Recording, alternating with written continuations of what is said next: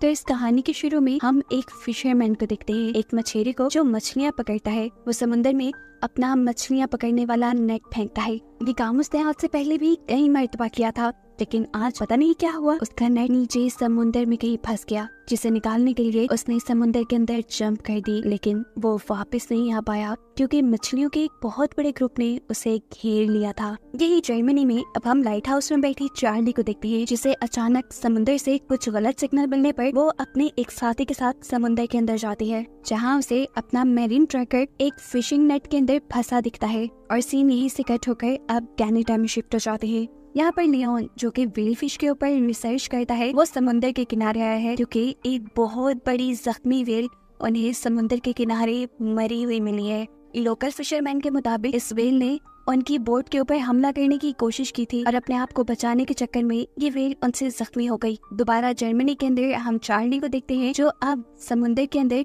एक नया marine tracker लगा रही है ताकि वहाँ रहने वाले सभी जानवरों के ऊपर वो नजर रखे और उनके बारे में जानकारी हासिल कर सके। यहाँ कनाडा में लियोन व्हेल्स के एबनॉर्मल बिहेवियर को ट्रेस करता है और इसके बारे में अपनी दोस्त को भी बताता है, जो कि टूरिस्ट को समुद्र की सैर करवाती थी और व्हेल्स दिखाती थी। लेकिन अब देर हो चुकी थी, वो टूरिस्ट वाली बोट समुद्र के दरमियान ले जा चुकी थी। लियोन भी अपनी बोट लेकर समुद्र के दरमियान जाता है और दो व्हेल्स को नोटिस करता है। सारे टूरिस्ट भी उनके सामने मौजूद व्हेल की जंप्स को एंजॉय कर रहे थे, लेकिन अगले ही पल उस व्हेल ने अजीबोगरीब तरीके से उस बोट के ऊपर ऐसा हिट किया कि वो दो हिस्सों में टूट गई और सभी टूरिस्ट पानी के अंदर चले गए। लियोन, जो इन लोगों को इस बारे में पहले से ही इन्फॉर्म करना चाहता था, वो तेजी से इन लोगों की तरफ बढ़ता है और इन्हें रेस्क्यू करने लग जाता है, लेकिन इस सब में वो अपनी दोस्त को नहीं बचा पाया। सीन यहीं से कट होकर एक फ्रेंच रेस्टोरेंट पे शिफ्ट होते हैं, जहाँ पर सी फूड को बनाया जा रहा था। एक शेफ बहुत ही महारत से एक क्रैब को काटने की कोशिश करता है, तभी उसके अंदर से एक अजीब सा व्हाइट लिक्विड उछलकर उसके मुंह पे गिरा। शेफ अपना मुंह धोकर दोबारा काम शुरू कर देता है। शाम तक वो ऐसे ही काम करता रहा, लेकिन शाम के बाद उसकी हालत बिगड़ने लगी, यहाँ तक कि वो मर भी गया। इसी होटल में काम करने वाले दो और शेफ की हालत भी अजीब तरीके से बिगड़ गई, जिन्हें भी आईसीयू लेकर जाना पड़ा। कोई नहीं जानता था कि उनके साथ क्या हुआ। सभी इस रिसर्च में लग जाते हैं। साइंटिस्ट समुद्र की सतह से एक शिप के जरिए कुछ सैंपल्स कलेक्ट करते हैं। ये सैंपल्स आइस फॉर्म्स के थे, ऐसे कीड़ों के जो बर्फ में रहते हैं। ये कीड़े पहले कभी नहीं देखे गए थे। लैब में जब इन कीड़ों की जांच की जाती है तो पता चलता है कि इनके जॉ भी हैं और ये आम कीड़ों से कई ज्यादा बच्चे पैदा करने की सलाहियत रखते हैं। यहाँ हम देखते हैं कि लियोन एक फिशरमैन से मिला है, जिसने खुद व्हेल के बोट पर अटैक करने वाले इंसिडेंट को देखा था। वो लियोन और पुलिस को बताता है कि सिर्फ उसी बोट को नहीं, पिछले दिन उसने ऐसे कई हादसे देखे हैं जिसमें बहुत सारी बड़ी बड़ी व्हेल्स बोट के ऊपर हमला कर रही थी। ये सुनकर लियोन बाहर निकलता है तो उसे वो शिप नजर आती है जिसे पहले रिसर्च के लिए समुद्र में भेजा गया था। इस मर्तबा शिप के निचले हिस्से से कुछ अजीब चीजें चिपकी हुई थी जो पहले कभी नहीं देखी गई थी। लियोन उन्हें रिसर्च के लिए भेज देता है और यहीं पर एक और शिप को भी अब समुद्र के बीचों बीच भेजा जाता है, जिसके जरिए एक सैंपलर को समुद्र की सतह तक भेजा जाता, जब वही अजीबोगरीब वॉर्म्स पैदा हो रहे थे जिनके ऊपर ये रिसर्च कर रहे हैं। लेकिन सैंपल कलेक्ट करने में ये लोग कामयाब नहीं हो पाए क्योंकि शिप में होने वाली खराबी की वजह से वहाँ एक बहुत बुरा धमाका हुआ था। शिप और शिप में बैठे हुए लोग बच तो गए, लेकिन अब वो बहुत ज्यादा डर चुके थे। यहाँ लैब के अंदर साइंटिस्ट पहले वाले पकड़े हुए वर्म्स के ऊपर ही रिसर्च करते हुए इस नतीजे तक पहुंचे हैं कि इन वर्म्स में कुछ बैक्टीरियाज भी हैं और ये लोग आइस यानी बर्फ को खाते हैं। ऐसे बर्फ को खाते खाते ये लोग समुद्र की कई गुना सतह के अंदर जा सकते हैं। अब जर्मनी में जहाँ चार्ली पहले भी लाइट हाउस में थी, उसी लाइट हाउस के अंदर हम बहुत सारे अलर्ट्स नोटिस करते हैं, जिसे देखकर चार्ली भी घबरा गई। इससे पहले वो कुछ कहती, हमें समुद्र के अंदर अजीब सा एक भंवर दिखाई देता है जो अपने ऊपर चलने वाली बोट को अपने अंदर ही ले गया।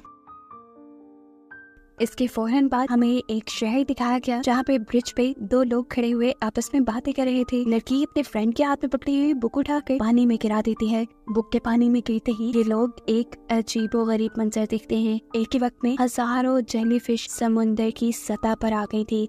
यहाँ साइंस लैब के अंदर साइंटिस्ट अब उस बैक्टीरिया के ऊपर रिसर्च कर रही थी जो शेफ की बॉडी के ऊपर से इन्हें मिला था, यानी उस लिक्विड से मिला था जो क्रैब के अंदर से निकलकर उसके मुंह पे गिरा था। एक हैरान कर देने वाली बात इन्हें ये भी पता चलती है कि शेफ वाले हादसे के बाद कई लोग जिन्होंने उस रेस्टोरेंट को विजिट किया वो लोग भी या तो मारे गए या बुरी तरह बीमार हैं। यही हम देखते हैं कि लियोन भी साइंटिस्ट से कुछ परमिशन मांगने के लिए आया है। वो उस व्हेल की ऑटोप्सी करना चाहता था और देखना चाहता था कि कैसे पोल्यूशन और इर्द गिर्द का माहौल उनके अंदर को चेंज कर रहा है और उनके बिहेवियर को इतना खतरनाक बना रहा है कि वो लोगों के ऊपर हमला किए जा रहे हैं। बज़ाहिर तो लियोन को उस व्हेल के ऊपर से कुछ नहीं मिलता, लेकिन उस व्हेल के ब्रेन के अंदर से लियोन को एक अजीबोगरीब किस्म का सब्सटेंस मिलता है, जिसे वो लैब में रिसर्च के लिए भेज देता है। यही साइंटिस्ट को खबर मिलती है कि पेट्रोल पंप पे भी एक बंदा अजीबोगरीब तरीके से मर गया। उसकी अचानक की मौत इन सबको परेशान कर गई थी। रिसर्च करने पे पता चला कि वो भी उसी बैक्टीरिया से इन्फेक्टेड था जिससे शेफ इन्फेक्टेड थे। इसकी मौत के बाद साइंटिस्ट ने रिसर्च की और अंदाजा लगाया कि अब वो बैक्टीरिया उस रेस्टोरेंट के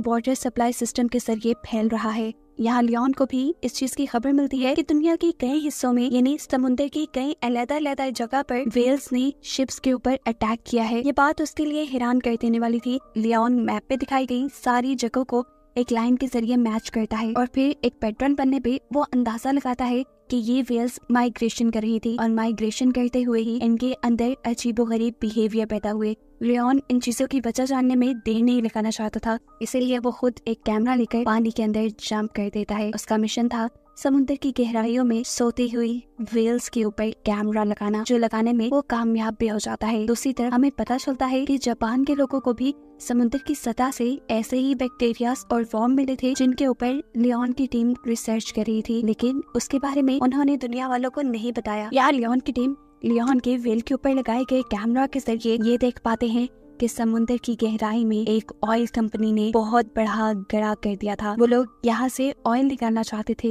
लेकिन इस चक्कर में उन्होंने समुद्र की सतह को बर्बाद कर दिया। सुबह होने पर अब एक और अजीब वाकया होता है। दुनिया के कई हिस्सों में समुद्र के किनारों पर एक बड़ी तादाद में क्रैब्स का झुंड आ गया है, जिनमें से कई क्रैब्स को लेबोरेटरी में टेस्ट करने के लिए लाया गया है। इन क्रैब्स के अंदर वही बैक्टीरिया मौजूद था जिससे वो शेफ इन्फेक्टेड हुआ था। ये लोग उस बैक्टीरिया को टेस्ट करते हैं और इन्हें मालूम होता है कि ये बैक्टीरिया ब्लड सेल को सबसे जल्दी एब्सॉर्ब करते हैं। जर्मनी में अब लाइट हाउस के अंदर चार्ली को समुद्र से अजीबोगरीब आवाजें आ रही थी, जो उसने रिकॉर्ड भी की और उसे लेबोरेटरी में भी भेजा टेस्ट करने के लिए। लेकिन यहाँ पर ऑफिशियल्स ने इन आवाजों पे ज्यादा गौर नहीं किया, ये कहते हुए कि ये सिर्फ रैंडम शोर है। लेकिन फिर जब ऐसी ही आवाजों की खबर साइंटिस्ट को एक दो जगह से और मिली, तो फिर उन्होंने चार्ली के पास कुछ रिसर्च करने की इक्विपमेंट्स और एक पूरी टीम भेजी। इससे पहले कि ये लोग यहाँ रिसर्च शुरू कर पाते, इन्हें एक इमरजेंसी मैसेज मिलता है इस जगह को फौरन खाली करने का, क्योंकि समुद्र में एक खौफनाक सुनामी आने वाला था। रुकने का 1 मिनट भी नहीं था। ये लोग जल्दी से चार्ली के साथ हेलीकॉप्टर में बैठ के यहाँ से निकल जाते हैं और फिर दूसरी तरफ हमें एक प्रेस कॉन्फ्रेंस दिखाई जाती है, जिसमें लोगों को अब उस बैक्टीरिया के बारे में बताया जा रहा था जो तेजी से समुद्र से लोगों को मिला था और पानी के जरिए यानी वाटर सप्लाई के जरिए वो फैल रहा था। और यही बैक्टीरिया इंसानों को भी इन्फेक्टेड करके मारने की सलाहियत रखता है। यही बात लियोन भी जाके वहाँ पे मौजूद सभी फिशरमैन्स को बताता है और कहता है कि जितना जल्दी हो सके तुम समुद्र को छोड़ दो, समुद्र में आया हुआ बैक्टीरिया इंसानों को मार रहा है। लेकिन फिशरमैन ये कहते हुए उसकी बात मानने से इनकार कर देते हैं कि हम हमेशा समुद्र में ही रहे हैं, ये साहिल ही हमारी दुनिया है, हम जमीन पे नहीं जाएंगे।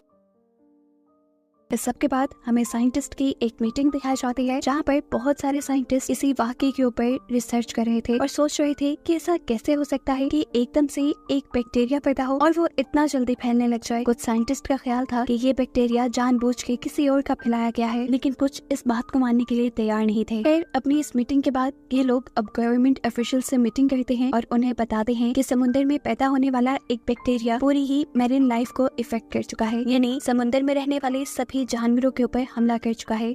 जानवर तो इससे नहीं मर रहे, लेकिन जब वही जानवर इंसान खाते हैं तो वो बैक्टीरिया इंसानों को भी इन्फेक्टेड करने लगा है। सारे ही गवर्नमेंट ऑफिशियल इस चीज को इतना ज्यादा बॉदर नहीं करते और साइंटिस्ट से कहते हैं कि आप लोगों को हमने प्रॉब्लम के सॉल्यूशंस निकालने के लिए रखा है, प्रॉब्लम्स बताने के लिए नहीं। जिसके बाद अब ये लोग दुनिया की एक बहुत बड़ी साइंटिस्ट से मिलते हैं। वो साइंटिस्ट इन लोगों की पूरी रिपोर्ट पढ़ती है और रिपोर्ट पे मौजूद रिकॉर्डिंग्स भी गौर से सुनती है और बताती है कि रिकॉर्डिंग्स कोई आम शोर नहीं है। उसे लग रहा था कि ये सारी आवाजें किसी ऐसी दुनिया से आ रही हैं जिसके बारे में हम लोग नहीं जानते। उसकी ये बात सुनकर बाकी सब साइंटिस्ट भी हैरान हो जाते हैं। तब वो साइंटिस्ट बताती है कि अंटार्कटिका में मेरी अपनी ही टीम ने ऐसे ही कुछ सिग्नल्स को कैप्चर किया था। इस साइंटिस्ट के अलावा एक जापानीज ऑफिशियल भी इन लोगों की ये रिपोर्ट ध्यान से पढ़ता है और उसे भी ये सब जानने के बाद लग रहा था कि वो आवाजें कोई आम आवाजें नहीं है, बल्कि दुनिया पे आने वाले एक बहुत बड़े खतरे का अलार्म है। वो सब लोगों को ये बताता है कि साइंटिस्ट का ये एक्सपेरिमेंट दुनिया को एक बहुत बड़े खतरे से बचा सकता है। यहाँ पर सभी साइंटिस्ट बैठे हुए मीटिंग कर रहे थे और ये डिस्कस कर रहे थे कि आखिर इन आवाजों का अंजाम क्या हो सकता है, इनके ऊपर कौन से खतरे आ सकते हैं और उनसे बचा कैसे जा सकता है। अब साइंटिस्ट को जो कुछ भी करना था वो आर्कटिक ओशन पे जाकर करना था, इसीलिए सब अपने घर वालों से आखिरी बार मिलते हैं और अपना सफर शुरू कर देते हैं। साइंटिस्ट की कैलकुलेशन के मुताबिक सबसे ज्यादा बैक्टीरिया अंटार्कटिका की एक वैली में है और ये भी हो सकता है कि शायद ये सारे ऑर्गेनिजम्स और ये सारे बैक्टीरिया वहाँ पे हजारों साल पहले से ही रह रहे हों और बर्फ में जमे हुए हों, ऐसे किसी को उनके बारे में पता न चला हो। ये लोग सफर पे निकल चुके थे, सभी एक शिप पे थे और सभी अपनी ड्यूटी अच्छे से कर रहे थे। एक रिपोर्टर भी इनकी शिप पे मौजूद थी जो हर किसी का एक छोटा छोटा इंटरव्यू ले रही थी। एकदम से शिप किसी ऐसी जगह से गुजरती है कि शिप के अंदर के सारे सिग्नल्स 1 मिनट के लिए इंटरप्ट हो जाते हैं और ऐसा होते ही सारे साइंटिस्ट अलर्ट हो जाते हैं। ये जानते थे कि अब इन्हें एक ऐसा सिग्नल मिलने वाला है जो हो सकता है उसी मिस्टीरियस ऑर्गेनिज्म ने भेजा हो जिस पे रिसर्च करना चाहते हैं। इन्हें फाइनली समुद्र की सतह से कुछ सिग्नल्स भी रिसीव हो जाते हैं जिसके अंदर साइंटिस्ट एक बच्चे के रोने की रिकॉर्डिंग लगाकर उन्हीं सिग्नल्स को जमीन की सतह के अंदर वापस भेजते हैं। ये करने का मकसद उनका सिर्फ ये जानना था कि अगर समुद्र की सतह में कोई ऐसी स्पीशी रह रही है जो उनसे बात करना चाह रही है या वहाँ पर कोई दूसरी दुनिया बसती है तो वहाँ के लोग उनसे कम्युनिकेट कर पाए, बात कर पाए। खाली सिग्नल्स पर ये लोग डिपेंड नहीं कर सकते थे। चार्ली और इनका एक और कलीग एक वाटर कैप्सूल में बैठकर समुद्र की सतह पर हर चीज चेक करने के लिए जाते हैं। वहाँ जाते ही इनके साथ अजीब होता है, इनके कनेक्शन बोर्ड से खत्म होने लगते हैं, इनका ऑक्सीजन का लेवल बहुत ज्यादा गिर जाता है और इनके कैप्सूल के अंदर भी अजीबोगरीब फंक्शनिंग शुरू हो जाती है। चार्ली का साथ ही पोलन इस कैप्सूल को वापस ऊपर ले जाने की कोशिश करता है, लेकिन चार्ली ऐसा नहीं चाहती थी। वो अपने कैप्सूल की लाइट्स बंद कर देती है और उसे यहाँ पर कुछ चमकता हुआ दिखाई देता है, जिसके बाद ये लोग अपने कैप्सूल को लेकर वापस बोर्ड की तरफ आ जाते हैं। बोर्ड के नीचे एक छोटा सा कंपार्टमेंट खुलता है और कैप्सूल इनकी बोर्ड के अंदर आ जाता है। जहाँ जाने पर अब सब लोग उनसे पूछते हैं कि नीचे आप लोगों ने क्या देखा। चार्ली का साथी बताता है कि उसने नीचे कुछ नहीं देखा, जबकि चार्ली कह रही थी कि उसने नीचे बहुत सी चमकती हुई रोशनी देखी है। अभी ये लोग ये बातें ही कर रहे थे कि इतनी ही देर में इनको समुद्र की गहराई से और सिग्नल्स रिसीव होते हैं जो बच्चे की रोने वाली आवाजों का जवाब था। यानी साफ जाहिर था कि नीचे अगर कोई क्रिएचर या स्पीशी है वो उनसे बात करने लगी है। वापस आने वाले सिग्नल भी बच्चे के रोने की आवाजों के ही थे, लेकिन उनके अंदर बहुत सारी चेंजेस थे और साइंटिस्ट के मुताबिक इसका मतलब है कि वो बैक्टीरिया इंसानों को समझ पा रहे हैं और उन्होंने ही ऑल्टर करके यानी तब्दील करके ये मैसेज, ये सिग्नल उन तक पहुंचाया है। अब शिप के अंदर बने हुए ही पूल के अंदर का सीन दिखाया जाता है जिसके पास चार्ली का वाटर कैप्सूल भी रखा था। यहीं पर वो जर्नलिस्ट भी थी और इधर की सारी चीजों को रिकॉर्ड कर रही थी। एकदम से उसे पूल के अंदर बहुत सी रोशनियां दिखाई देती हैं और फिर वो पूल के अंदर ही गिर जाती है। जैसे ही साइंटिस्ट ये चीज देखते हैं तो वो फौरन इस लड़की को रेस्क्यू करते हैं और फिर टेस्ट करने में पता चलता है कि वो लड़की भी उसी बैक्टीरिया से इन्फेक्टेड हो गई है। और जब ये हुआ था तब एक और मर्तबा शिप के सभी सिग्नल्स इंटरप्ट हो गए थे। इन सारे सिग्नल्स इंटरप्शन के बाद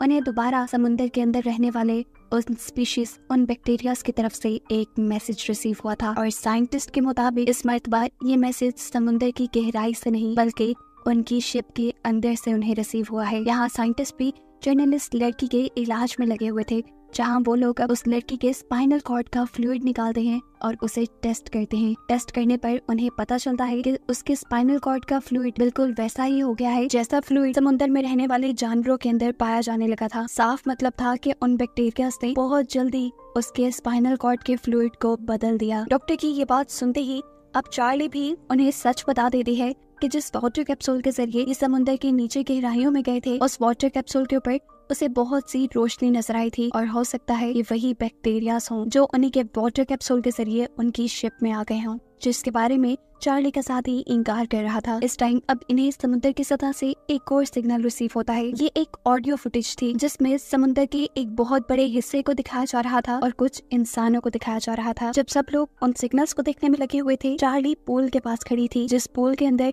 अब बहुत सारी लाइट्स चार्ली को देखने को मिल रही थी और वो सभी लाइट्स मिलकर अजीबो गरीब शेप्स बन रही थी। यहाँ पर अब वो जापानीज ऑफिशियल जिन्होंने इन लोगों को इस रिसर्च की परमिशन दी थी, वो भी हेलीकॉप्टर के जरिए इनकी बोट पे आते हैं, जहाँ वो साइंटिस्ट का सारा किया हुआ वर्क देखते हैं और इस सारे मामले को समझने की कोशिश करते हैं। साइंटिस्ट ने हर चीज के रिजल्ट को फाइंड करते हुए एक थ्योरी बनाई थी, जिसके मुताबिक जमीन के नीचे रहने वाले वो सारे बैक्टीरियाज असल में एक कम्युनिटी है, किसी किस्म की स्पीशी है वो, जो इंसानों से भी हजारों साल पहले से यहाँ समुंदर की सतह में रह रही है। और वो लोग नहीं चाहते कि समुंदर में पोल्यूशन फैलाकर समुंदर को खराब किया जाए। उनका समुंदर के अंदर ये सारे बैक्टीरियाज फैलाने का मकसद सिर्फ यही है कि इंसान समुंदर को छोड़कर जरा दूर हो जाए और इस समुंदर को उनके लिए खाली कर दें, इसमें पोल्यूशन ना फैलाएं। लेकिन ये कैसे मुमकिन था कि इंसान अपने सारे वाटर रिसोर्सेज को किसी दूसरी स्पीशी के हवाले कर देते। जापानीज प्रेसिडेंट भी इन लोगों से वो सवाल करता है, तब साइंटिस्ट जवाब देते हैं कि वो स्पीशी काफी टाइम से हमारे सिग्नल्स को आंसर कर रही है, मतलब वो हमसे बात करना चाहती है और हमारी बात को समझना चाहती है। ये मुमकिन है कि हम उनके साथ कोई ना कोई मुआहिदा कर लें, यानी सारे मसलों का हल निकाल लें। अभी ये लोग ये बात कर ही रहे थे कि वहाँ दूसरी साइंटिस्ट एक ऐसा केमिकल बना लेती है जिसके जरिए इन बैक्टीरियाज को मारा जा सकता है। ये लोग ये केमिकल पूरे समुंदर में भी डाल सकते थे, लेकिन इनका हेड साइंटिस्ट ऐसा करने से मना कर देता है। समुंदर में डालना तो इस केमिकल को दूर की बात, वो इस केमिकल को शिप के पूल में डालने के हक में भी नहीं था। लेकिन फिर ज्यादा लोग ये फैसला करते हैं कि वो ये एक्सपेरिमेंट करके देखेंगे। सभी लोग शिप के पूल के पास खड़े हो जाते हैं और फिर उस केमिकल को उस पूल के अंदर डाला जाता है। देखते ही देखते वहाँ पानी में एक अजीब सा उभार आ जाता है। एक जोरदार चीख इन सबको सुनाई देती है, जिसकी वजह से शिप के सभी कांच की चीजें टूट जाती हैं। शिप के सारे फंक्शंस काम करना बंद कर देते हैं, यहाँ तक कि मशीनरी भी। और ऐसे ये लोग समुंदर के अंदर फंस जाते हैं। ये लोग अब यहाँ से जल्द निकलना चाहते थे, लेकिन तभी इन्हें पता चला कि अजीब तरीके से इनके इर्द गिर्द मौजूद बर्फ बहुत तेजी से इनकी शिप के करीब आकर उसे कैप्चर कर रही है। बाहर निकलकर ये लोग देखते हैं तो इनकी शिप के नीचे ब्लू कलर की लाइट नजर आ रही थी, जो इनकी शिप को खींचकर किसी दूसरी जगह ले जा रही थी। शिप के कैप्टन घबरा कर शिप का इंजन ऑन करने की बात करते हैं, लेकिन इंजन अब ऑन नहीं हो रहा था। वो ये बात समझ गए थे कि पहले जब इंसानों ने पोल्यूशन फैलाया, तब इन स्पीशीज ने पानी में इन्फेक्शन फैलाकर इन्हें सिर्फ वार्न किया था कि ऐसा उन्हें नहीं करना चाहिए। लेकिन अब जब जानबूझकर इन साइंटिस्ट ने उन स्पीशीज को मारने की कोशिश की थी, तो अब वो उनसे बदला लेने वाले थे। पानी में नजर आने वाला ये ग्लो वो स्पीशीज है जिन्हें इन साइंटिस्ट ने ऑयल का नाम दिया था, जो अब शिप को इंसानों के कंट्रोल से बाहर करके कहीं दूर ले जा रही थी। यहाँ पर जापानीज प्रेसिडेंट हेड साइंटिस्ट से पूछते हैं कि हम पूरे समुद्र के अंदर वो केमिकल क्यों नहीं डाल सकते कि ये स्पीशी और मर जाए। तो ये साइंटिस्ट जवाब देते हैं कि अगर पूरी दुनिया की भी मैन्युफैक्चरिंग कंपनीज उस केमिकल को बनाने में लग जाए, तब भी इतना केमिकल नहीं बनाया जा सकता कि समुद्र में मौजूद इस अर्थ स्पीशी को मारा जा सके। इनके पास अब इंसानों को बचाने का सिर्फ एक ही सोल्यूशन रह गया था कि ये लोग स्पीशी अर्थ की बात मानने लग जाएं। चार्ली अब जल्दी से उस जर्नलिस्ट की बॉडी को लेकर आती है जिसको इस अर्थ स्पीशीज ने इन्फेक्टेड कर दिया था। वो लोग इस बॉडी को पानी में फेंक देते हैं उन स्पीशीज को ये बताने के लिए कि अब वो उसकी हर बात मानने को तैयार हैं, क्योंकि शिप के अंदर के सिग्नल्स तो काम नहीं कर रहे थे। जिस वाटर कैप्सूल के जरिए ये लोग उस जर्नलिस्ट को पानी के अंदर भेज रहे थे, उसी वाटर कैप्सूल में चार्ली खुद भी बैठ जाती है और फिर एक ऐसा लिक्विड अपने दिल के अंदर इंजेक्ट करती है, जो लिक्विड इन स्पीशी की फैलाई इन्फेक्शन से बना था। ऐसा करने के बाद उसने अपने कैप्सूल के दरवाजे खोल दिए। वो नहीं जानती थी कि अब उसके साथ क्या होगा। उसके दरवाजा खोलते ही वो पानी के अंदर तैरने लगी और दूसरी तरफ इन स्पीशीज ने उनकी बोट को छोड़ दिया। बोट के इर्द गिर्द आए सभी बर्फ के टीले बोट से दूर हो गए और समुद्र के अंदर हमें चार्ली को दिखाया गया, जिसको लाइट्स ने अपने अंदर ऐसे कवर किया हुआ था जैसे वो उसका ख्याल कर रहे हों। जिसके बाद अब अगले सीन में हमें चार्ली को समुद्र के किनारे पे दिखाया जाता है। वो अभी भी जिंदा है और उसकी आंखें खुलने पर उसकी आंखें बिल्कुल उन्हीं स्पीशीज की तरह चमक रही हैं। मतलब चार्ली अपने मकसद में कामयाब हो चुकी है, उसने उन स्पीशीज के साथ दोस्ती कर ली है। और बस यही दिखाते हुए ये सीरीज यहाँ खत्म हो जाती है।